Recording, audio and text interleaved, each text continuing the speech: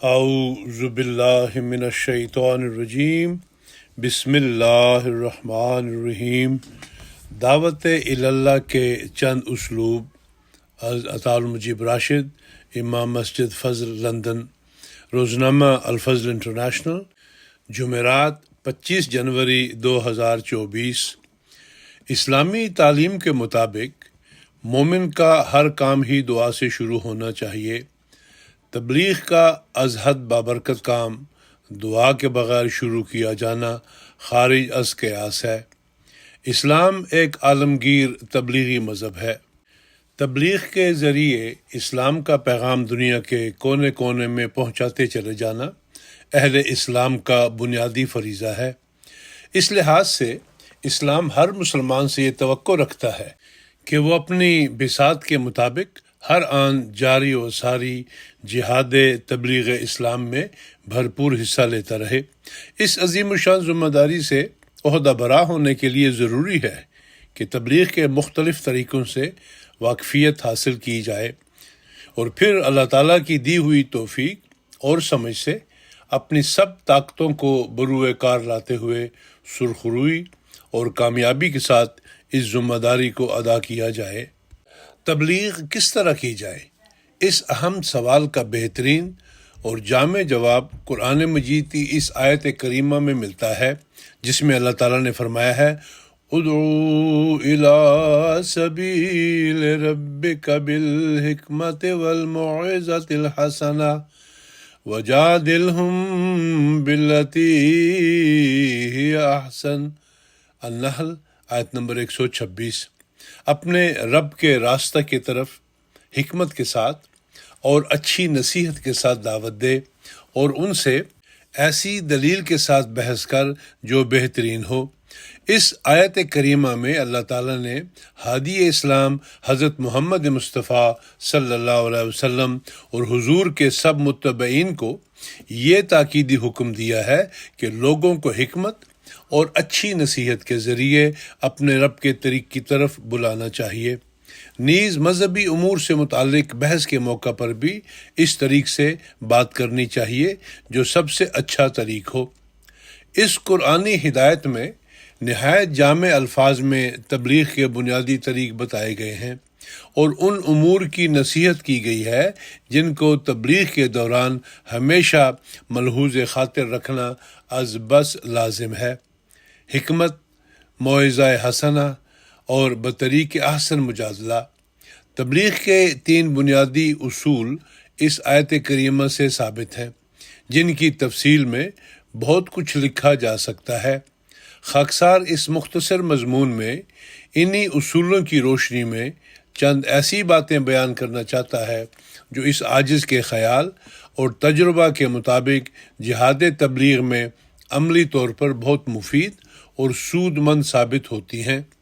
اس لحاظ سے یہ مختصر مضمون عام طریق سے قدرے ہٹ کر ذاتی تجربات اور مشاہدات پر مبنی ہے۔ اسلامی تعلیم کے مطابق مومن کا ہر کام ہی دعا سے شروع ہونا چاہیے۔ تبلیغ کا ازحد بابرکت کام دعا کے بغیر شروع کیا جانا خارج از قیاس ہے۔ تبلیغ لوگوں کو اللہ تعالیٰ کے راستے کی طرف بلانے کا نام ہے۔ دلوں پر کامل تصرف تو خدا تعالیٰ کو حاصل ہے اور ہدایت کا سرچشمہ بھی اسی کی ذات ہے۔ اس لحاظ سے بھی دعا کے ساتھ تبلیغ کا آغاز رحمت الہی کو جذب کرنے اور تبلیغ کے مؤثر بننے کا یقینی ذریعہ ہے۔ حضرت مسیح موعود علیہ السلام نے ایک موقع پر دعا کی اہمیت و برکات کا ذکر فرماتے ہوئے بہت ہی پیارا فقرہ تحریر فرمایا ہے۔ یہ اسم اعظم ہے اور دنیا کا تختہ پلٹ سکتی ہے۔ دعا مومن کا ہتھیار ہے۔ ملفوظات جلد 4 صفحہ نمبر 358 ایڈیشن 2022۔ ہر تبلیغی کوشش بھی تو لوگوں کو راہ حق کی طرف بلانے کی ایک تدبیر ہی ہے، اور ظاہر ہے کہ دعا کے بغیر یہ تدبیر بلکہ کوئی بھی تدبیر کامیاب نہیں ہو سکتی۔ پس دعا کے ساتھ تبلیغ کا آغاز کرنا اور ہر آن دعا کی طرف متوجہ رہنا کامیاب تبلیغی کوششوں کے لیے ایک آزمایا ہوا نسخہ ہے۔ دعا ایک مبلغ اسلام اور ہر داعی اللہ کا انتہائی کارگر ہتھیار اور تبلیغ اسلام کا اولین زینہ ہے۔ اللہ تعالیٰ نے جب حضرت موسیٰ علیہ السلام کو فرعون کے دربار میں جا کر پیغام حق پہنچانے کا ارشاد فرمایا تو آپ کو جو دعا سکھائی گئی وہ یہ تھی، رب اشرح لی صدری ویسر لی امری واحلل عقدۃ من لسانی یفقہوا قولی۔ طٰہٰ آیت نمبر 26 تا 29۔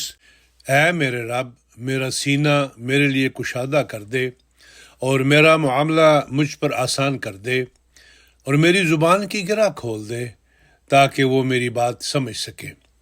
ہر تبلیغی گفتگو سے قبل یہ دعا ضرور کرنی چاہیے۔ خود دعائیں کرنے کے ساتھ ساتھ امام وقت حضرت خلیفۃ المسیح ایدہ اللہ تعالی بنصر عزیز کی دعائیں حاصل کرنا بھی نہایت ضروری ہے۔ حضور انور کی بابرکت دعائیں جو بارگاہ الہی میں مقبول ہوتی ہیں، ہماری حقیر دعاؤں اور کوششوں کی کامیابی کے لیے اکسیر کا حکم رکھتی ہیں۔ ان دعاؤں کے حاصل کرنے کا ذریعہ باقاعدگی کے ساتھ حضور کی خدمت اقدس میں دعا کے لیے عرض کرتے رہنا ہے۔ مجھے یاد ہے کہ 1970 میں لندن روانہ ہونے سے قبل الوداعی ملاقات میں حضرت خلیفۃ المسیح ثالث رحمہ اللہ تعالی نے عذراء شفقت خاکسار کو یہ نصیحت فرمائی کہ ہفتہ میں ایک بار ضرور خط لکھا کروں۔ اللہ تعالیٰ کی توفیق سے اس ہدایت کی تعمیل کی سعادت ملی اور میں نے ہمیشہ اس کی برکت کو محسوس کیا۔ تبلیغ میں برکت اور کسی بھی تبلیغی جد و جہد کی کامیابی محض اللہ تعالیٰ کے فضل سے ہوتی ہے، اور حقیقت یہ ہے کہ تبلیغ کے مواقع بھی اللہ تعالیٰ ہی اپنے فضل سے مہیا کرتا ہے۔ اس لیے دعا کرتے وقت علاوہ اور دعاؤں کے اس دعا کے لیے بھی طبیعت میں خاص میلان اور توجہ ہونی چاہیے کہ اللہ تعالیٰ اپنے خاص تصرف سے ایسے مواقع اور حالات میسر فرمائے جن سے تبلیغ اسلام کرنے کا زیادہ سے زیادہ موقع مل سکے، اور پھر ان تبلیغی مواقع سے پوری طرح فائدہ اٹھانے کی بھی توفیق عطا فرمائے۔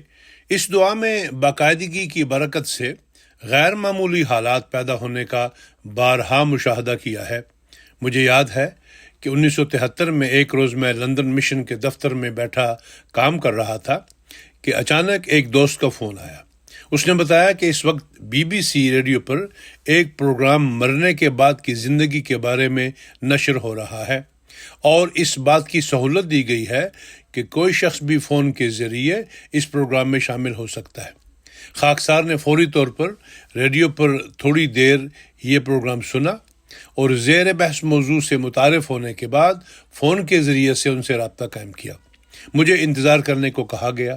غالباً 1 یا 2 منٹ کے انتظار کے بعد ان کا فون آیا کہ آپ اب گفتگو کے لیے تیار ہو جائیں۔ فوراً ہی مجھے کہا گیا کہ mister Rashid, now you are on air. چنانچہ خاکسار نے اپنا تعارف کروانے کے بعد بتایا کہ میں مرنے کے بعد کی زندگی کے بارے میں اسلامی نقطہ نظر پیش کرنا چاہتا ہوں۔ یہ تفصیل قرآن مجید کی تعلیمات پر مبنی ہے جو مسلمانوں کی مذہبی کتاب ہے، نیز کتاب اسلامی اصول کی فلسفی سے لی گئی ہے جو اس زمانہ میں اللہ تعالیٰ کے فرستادہ سیدنا حضرت مرزا غلام احمد مسیح موعود و مہدی موعود علیہ السلام نے تحریر فرمائی ہے۔ اس کے بعد جنت اور دوزخ اور ان کی کسی قدر کیفیت بیان کرنے کا موقع ملا۔ مجھ سے پوچھا گیا کہ کیا آپ کے خیال میں جنت و دوزخ میں جانے والے لوگ ہمیشہ وہاں رہیں گے؟ اس پر بتایا گیا کہ جنت تو یقیناً ابدالآباد تک قائم رہے گی، اور اس میں جانے والے کبھی اس پرلطف اور روحانی زندگی سے الگ نہ کیے جائیں گے، لیکن دوزخ میں جانے والے اپنی مقررہ سزا برداشت کرنے کے بعد گناہوں کی علائش سے پاک و صاف ہو جانے پر بالآخر سب لوگ اللہ تعالیٰ کے لطف و کرم اور محبت سے حصہ پائیں گے۔ یہ ساری گفتگو چند منٹ جاری رہی اور اسی وقت براہ راست ریڈیو پر نشر ہوتی رہی۔ اس طرح لاکھوں سامعین تک کلمہ حق پہنچانے کی سعادت مل گئی۔ مقصد اس واقعہ کے ذکر کرنے سے یہ ہے کہ یہ تقریب جو اس سے قبل میرے وہم و گمان میں بھی نہ تھی، اچانک محض اللہ تعالیٰ نے اپنے فضل سے مہیا فرما دی۔ فالحمد للہ علی ذالک۔ پرحکمت بات کرنا تبلیغ کا ایک ضروری اصول ہے۔ اس کا ایک پہلو یہ ہے کہ ایسی بات بیان کی جائے جو عین با موقع اور برجستہ ہو، اور ظاہر ہے کہ ایسی بات کا سننے والوں پر گہرا اثر ہوتا ہے۔ مجھے اس بات کا ایک واضح تجربہ انگلستان میں لیمنگٹن سپا جماعت کے ایک اجلاس میں تقریر کرتے ہوئے ہوا۔ یہ اجلاس ایک مذہبی مذاکرہ کی نوعیت کا تھا، جس میں مجھ سے قبل بدھ مت اور سکھ مت کے بارے میں 2 مقررین نے تقاریر کی۔ آخر میں میری باری تھی کہ میں اسلام کے حوالے سے حاضرین کو کچھ بتاؤں۔ میں نے اپنے ذہن میں تقریر کا ایک خاکہ تیار کیا تھا کہ میں ابتدا میں اسلام کا مختصر تعارف کروانے کے بعد اسلام کے چند امتیازات بیان کروں گا۔ مجھ سے مان قبل سکھ مذہب کے بارے میں تقریر کرنے والے مقرر نے اپنی تقریر کے آخر میں کہا کہ سکھ مذہب کی مذہبی کتاب گرنتھ صاحب دنیا کے سب مسائل کا حل پیش نہیں کرتی، اور یہی وجہ ہے کہ سکھ لوگ بھی اس کتاب کے ہر لحاظ سے مکمل ہونے کا دعویٰ نہیں کرتے، اور نہ ہی ایسا دعویٰ اس کتاب میں پایا جاتا ہے۔ اس بیان پر سامعین کے چہروں پر ایک عجیب مسکراہٹ آ گئی، کیونکہ اس سے قبل بدھ مت کے حوالے سے بھی ان کی کتاب کے مکمل ہونے کا ذکر نہیں کیا گیا تھا۔ اس حیرت اور جستجو کے ماحول میں مجھے تقریر کی دعوت دی گئی۔ چنانچہ اللہ تعالیٰ نے اپنے فضل سے عاجز کی رہنمائی فرمائی۔ میں نے تقریر کا آغاز کچھ اس طرح کیا کہ خواتین و حضرات، آج میں آپ کو ایک ایسے مذہب سے متعارف کروانا چاہتا ہوں جس کا دعویٰ ہے کہ اس کی مذہبی کتاب ہر لحاظ سے کامل اور مکمل ہے، اور بنی نوع انسان کی سب ضرورتوں کو پورا کرنے والی ہے۔ یہ دعویٰ اس کتاب کی ابتدائی آیات میں درج ہے اور بڑی تحدی کے ساتھ بار بار دہرایا گیا ہے۔ اس کتاب کا نام قرآن مجید ہے، جو عالمگیر مذہب اسلام کی مقدس مذہبی کتاب ہے۔ اللہ تعالیٰ کے فضل سے یہ برجستہ آغاز سامعین کی توجہ جذب کرنے کا موجب بنا، اور مجھے یہ سبق بھی حاصل ہوا کہ ہمیشہ ایسی بات کرنی چاہیے جو وقت کے لحاظ سے سب سے زیادہ باعث کشش اور جاذب توجہ ہو۔ اسلام نہایت خوبصورت اور دلکش مذہب ہے۔ اس کی سب تعلیمات انتہائی مؤثر ہیں، لیکن موجودہ زمانہ کے حالات کے لحاظ سے اور خاص طور پر اقتصادی اور تمدنی لحاظ سے ترقی یافتہ ممالک کے حالات کو مد نظر رکھتے ہوئے اسلامی تعلیمات کے بعض پہلو ایسے ہیں جن پر زیادہ زور دینا یا ان کو سب سے پہلے بیان کرنا بہت مفید ثابت ہوتا ہے اور مزید تفصیلی گفتگو کی گنجائش پیدا کر دیتا ہے۔ ان میں سے ایک بات اسلام میں آزادی ضمیر کے حوالے سے مذہبی کی ممانعت کی تعلیم ہے۔ میں نے محسوس کیا ہے کہ جب بھی اس بات کو اچھے طریقے سے بیان کیا جائے تو سننے والوں پر اس کا خاص اثر ہوتا ہے۔ اس کے ساتھ ہی جب اس کی وہ حکمت بھی بیان کی جائے جو قرآن مجید میں بیان ہوئی ہے کہ حق و صداقت کو منوانے کے لیے جبر کی ضرورت ہی کیا ہے، حق تو باطل سے بہت بالا اور ممتاز ہے، تو یہ بات لوگوں کو اسلام کی حقانیت اور صداقت کا بھی یقین دلاتی ہے، اور وہ سوچنے پہ مجبور ہو جاتے ہیں کہ جو مذہب اپنی تبلیغ کے لیے جبر و تشدد کے استعمال کو غلط قرار دیتا ہے، وہ یقیناً دلائل و براہین کے اعتبار سے اس قدر پرکشش اور تسلی بخش ہے کہ اسے جبر کی ضرورت ہی نہیں۔ جبر سے جسم فتح ہو سکتے ہیں لیکن دلوں کو فتح نہیں کیا جا سکتا۔ اسلام کا مقصد تو ساری دنیا کے دلوں کو محبت، پیار، نرمی اور خوش اخلاقی کے ساتھ فتح کرنا ہے۔ ہمارا ماٹو بھی تو یہی ہے، لو فار آل، ہیٹڈ فار نن، محبت سب کے لیے، نفرت کسی سے نہیں۔ تبلیغی گفتگو کے وقت میں عام طور پر ایک اور بات کو بھی بیان کرتا ہوں کہ ہم اسلام کی تبلیغ سچی محبت کے جوش اور بنی نوع انسان کی خیر خواہی اور ہمدردی کے جذبہ سے کرتے ہیں۔ مختلف مذہبی اور غیر مذہبی اداروں کے مناد ہر جگہ اس کثرت سے پرچار کرتے نظر آتے ہیں کہ اس پر ایک پیشہ کا گمان کیا جانے لگا ہے۔ اس ماحول میں بظاہر اسی طریق کو اختیار کرتے ہوئے لٹریچر وغیرہ تقسیم کرنے سے لوگوں کو یقیناً غلط فہمی بھی ہو سکتی ہے۔ اس ماحول میں یہ بات بیان کرنی ضروری ہو جاتی ہے اور مؤثر بھی ثابت ہوتی ہے کہ ہم بنی نوع انسان کی سچی بھلائی کی خاطر انہیں اسلام کی دعوت دیتے ہیں۔ ہماری مثال بالکل ویسی ہی ہے کہ جیسے ایک شخص کسی نہایت عالی شان اور گراں قدر راز سے آگاہ ہو جائے تو محض انسانی ہمدردی کے جذبہ سے چاہتا ہے کہ دوسرے لوگ بھی اس دولت کو حاصل کریں، جس طرح ہم بھی اس بات پر اللہ تعالیٰ کا شکر ادا کرتے ہوئے کہ اس نے ہمیں اسلام جیسے خوبصورت مذہب کی دولت عطا کی ہے، سچی ہمدردی کے ساتھ آپ کو بھی اس دولت سے مالا مال کرنا چاہتے ہیں۔ یہ طریقہ گفتگو بہت کامیاب رہتا ہے۔ اس سلسلہ میں ایک اور بات جس کا خیال رکھنا بہت مفید نتائج کا حامل ہوتا ہے، یہ ہے کہ اسلام کے قابل عمل ہونے کے پہلو پر بھی خاص زور دیا جائے۔ انگلستان میں بھی اور پھر جاپان میں بھی لوگوں سے بات چیت کے دوران اکثر محسوس کیا ہے کہ وہ مذہبی تعلیمات کے عملی پہلو کے بارے میں پوری طرح مطمئن نظر نہیں آتے۔ اکثر مذہبی عبادات اور پابندیوں کو دو بھر اور مشکل بلکہ اکثر لوگ تو ناقابل عمل سمجھتے ہیں۔ اس لحاظ سے کچھ اس قسم کے خیالات رکھتے ہیں کہ مذہب گویا ازمنۂ رفتہ میں تو قابل عمل رہا ہوگا، لیکن آج کے اس ترقی یافتہ، مصروف اور برق رفتار دور میں مذہبی امور کی پابندی کرنا خارج از قیاس ہے۔ ایسے لوگوں سے بات کرتے وقت مختلف مثالوں کے ذریعے بات کو سمجھایا جائے تو ان کی یہ ذہنی مشکل بھی دور ہو جاتی ہے۔ ایک دفعہ ایک جاپانی نوجوان سے جو ایک پرائیویٹ اسکول کے نگران ہیں اس موضوع پر بات ہوئی۔ انہیں دن میں 5 نمازوں کا تصور ہی پریشان کن نظر آ رہا تھا۔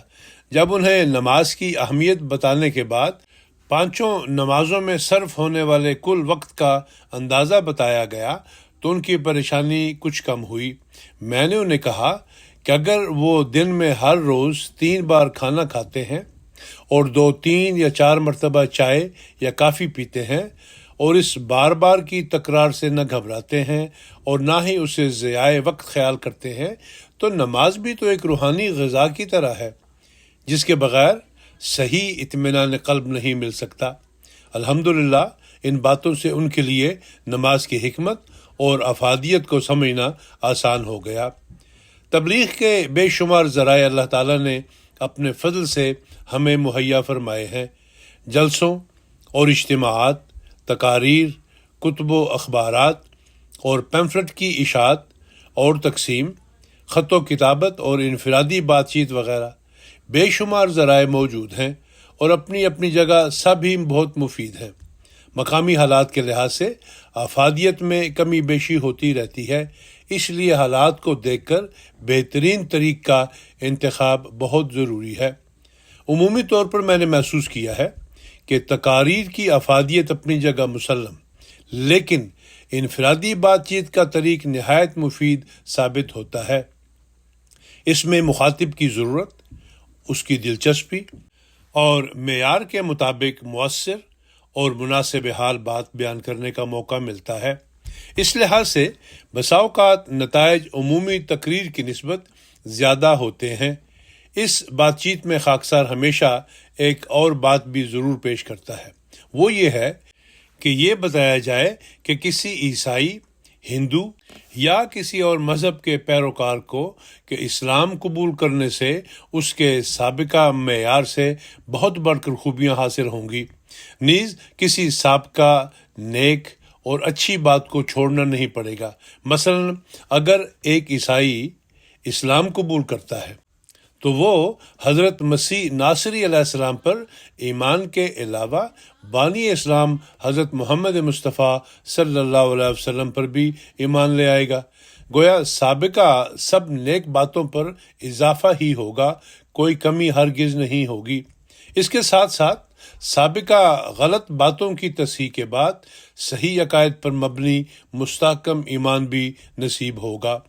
یہ طریق نفسیاتی لحاظ سے بہت مؤثر ثابت ہوتا ہے اور حقیقت کے عین مطابق بھی ہے کہ اسلام سابقہ ادیان کی خوبیوں کو قائم رکھتے ہوئے ایک جامع، مکمل اور بہترین شریعت کا حامل ہے۔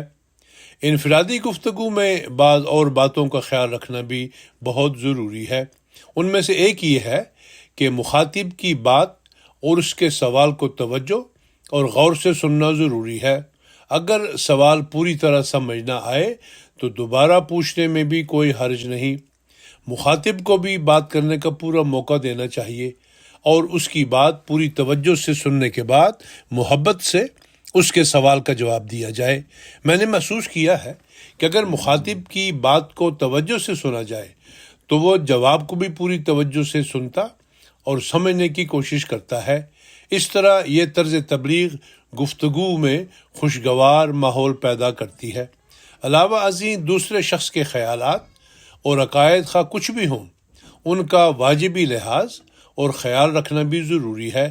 ہر شخص کو اپنے خیالات سے ایک طبعی لگاؤ ہوتا ہے، اس لیے عام طور پر جارحانہ طریق کی بجائے محبت و پیار اور نرمی سے بات کرنے کی تاثیر بہت زیادہ مؤثر ثابت ہوتی ہے، اور یہی اسلام کی تعلیم ہے۔ تبلیغ کے سلسلہ میں میرا ایک اور معمول یہ بھی ہے کہ ملکی اخبارات پر نظر رکھتا ہوں، اور جہاں کوئی ایسی بات نظر آئے جس میں اسلامی نقطہ نظر سے لوگوں کی رہنمائی کی جا سکتی ہو، یا اگر اسلام کے بارے میں کوئی غلط بات لکھی گئی ہو تو فوری طور پر بذریعہ خط اپنے خیالات کا اظہار کرنا تبلیغ کا ایک عمدہ ذریعہ بن جاتا ہے۔ ایک دفعہ جاپان کے ایک اخبار میں ایک شخص کا خط چھپا جس میں انہوں نے یہ پوچھا تھا کہ کیا خدا پر یقین کرنے والے زیادہ خوش ہوتے ہیں یا یقین نہ کرنے والے؟ نیز یہ لکھا کہ میں خدا پر یقین رکھتا ہوں، پھر بھی میری زندگی تلخیوں سے بھرپور ہے۔ خاکسار نے فوری طور پر اس کا جواب لکھا جو جاپان کے مشہور انگریزی اخبار دی جاپان ٹائمز میں شائع ہو گیا۔ اسی طرح ایک اور اخبار میں یہ اعتراض نظر سے گزرا کہ اسلام نے عورتوں کے معاشرتی حقوق پامال کیے ہیں اور اب وہ اس قید سے آزادی حاصل کر رہی ہیں۔ اس موقع پر بھی میں نے ایک خط کے ذریعے اسلام میں عورت کے بلند مقام کی وضاحت کی۔ الغرض ملکی اخبارات سے رابطہ اور ان میں بروقت خطوط اور مضامین کی اشاعت بھی تبلیغ کا ایک بہت عمدہ اور مفید ذریعہ ہے۔ جاپان آنے کے بعد مجھے جلد ہی 2 ملکوں کے سفیروں سے ملنے کا اتفاق ہوا ہے۔ آسٹریلیا کے سفیر سے ملاقات کی صورت اس طرح پیدا ہوئی کہ اخبار میں ان کی اہلیہ کا انٹرویو شائع ہوا، جس میں یہ بھی ذکر تھا کہ سفیر موصوف اس سے قبل 3 سال تک پاکستان میں آسٹریلیا کے سفیر رہ چکے ہیں۔ یہی بات ملاقات کی تمہید بن گئی۔ میں نے سفیر موصوف کو خط لکھا اور جلد ہی ملاقات کی تاریخ طے ہو گئی۔ ملاقات کے دوران قرآن مجید کا تحفہ پیش کیا اور کافی دیر تک دلچسپ گفتگو ہوتی رہی۔ اسی طرح بعد ازاں اخبار میں ایک کتاب پر تبصرہ نظر سے گزرا۔ کتاب کا نام تھا افریقہ اسپیکس۔ عنوان پڑھتے ہی دلچسپی ہوئی کہ یہ کون سی کتاب ہے، کیونکہ اسی نام کی کتاب حضرت خلیفۃ المسیح ثالث رحمہ اللہ کے دورہ مغربی افریقہ 1970 کے بعد شائع ہوئی تھی۔ زیر تبصرہ کتاب جاپان میں غانا کے سفیر محترم نے لکھی تھی۔ خاکسار نے فوری طور پر سفیر موصوف کو خط لکھا اور حضور کے دورہ سے متعلق کتاب کا بھی ذکر کیا۔ چنانچہ چند روز بعد جب ملاقات ہوئی تو خاکسار نے ان کی خدمت میں قرآن مجید کا تحفہ پیش کرنے کے علاوہ یہ کتاب بھی پیش کی۔ بعد میں پون گھنٹہ تک بڑے اچھے ماحول میں بات چیت ہوئی۔ مقصد ان ہر 2 واقعات کے ذکر سے یہ ہے کہ بعض اوقات ایک معمولی سا واقعہ ایک اچھی تبلیغی تقریب کی تمہید بن جاتا ہے۔ میرا اصول یہ رہا ہے کہ ہر ایسے موقع سے فوری طور پر فائدہ اٹھایا جائے اور کسی موقع کو بھی ہاتھ سے جانے نہ دیا جائے۔ تبلیغ کے لیے اللہ تعالیٰ کے فضل و کرم سے بہت سے مواقع اور تقاریب پیدا ہوتی رہتی ہیں، بڑی بھی اور چھوٹی بھی۔ تبلیغ کا ایک اصول اور میرا معمول یہ ہے کہ کسی بھی موقع کو خواہ وہ کتنا ہی معمولی یا غیر اہم ہی کیوں نہ نظر آئے، معمولی نہ خیال کیا جائے۔ نامعلوم کون سی بظاہر معمولی سی بات ہی کسی سعید فطرت انسان کی ہدایت کا موجب بن جائے۔ بطور مثال یہاں اپنے ایک معمول کا ذکر کرتا ہوں جو بظاہر بہت ہی معمولی نظر آتا ہے، لیکن میرے خیال میں اس کی حیثیت ایک چھوٹا سا بیج بونے کی مانند ہے جو ایک روز بڑھتے بڑھتے اللہ تعالیٰ کے فضل سے تناور درخت بن جاتا ہے۔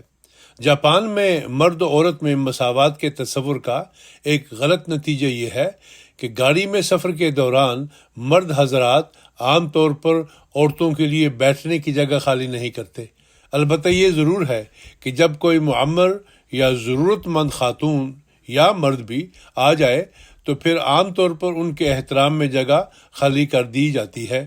مجھے بھی بارہا ایسا کرنے کا موقع ملتا ہے، اور یہ میرے مذہب کے تعلیم کے عین مطابق ہے کہ بڑی عمر کے لوگوں کا اور ضرورت مندوں کا، خواہ وہ مرد ہوں یا عورت، سب کا احترام کیا جائے۔ میں جب بھی ایسے موقع پر اپنی جگہ سے اٹھتے ہوئے معمر یا معذور لوگوں کو بیٹھنے کی دعوت دیتا ہوں تو فوری طور پر جاپانی زبان میں یہ کہتا ہوں، واتشی نو شیکیوا کورے سوشاتی کورمس، یعنی میرا مذہب مجھے اس بات کی تعلیم دیتا ہے۔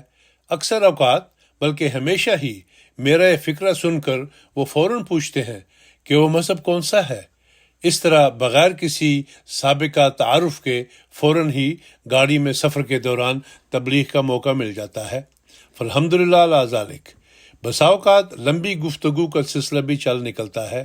مجھے یقین ہے اس طرح اسلام کی تعلیم کا ایک پائیدار اور حسین تاثر دلوں میں قائم ہوتا ہوگا۔ وَهُوَ عَلَى كُلِّ شَيْءٍ قدیر۔ تبلیغ کے حوالے سے یہ چند اسلوب ہیں جو میں نے مختصراً بیان کیے ہیں۔ دعا ہے کہ اللہ تعالی ہمیشہ ہم سب کو اپنے فضل سے مقبول خدمت اسلام اور تبلیغ کی توفیق دیتا چلا جائے، آمین۔ نوٹ: یہ مضمون 1976 کا لکھا ہوا ہے اور اللہ تعالیٰ کے فضل سے اس کی افادیت آج بھی قائم ہے، فالحمدللہ۔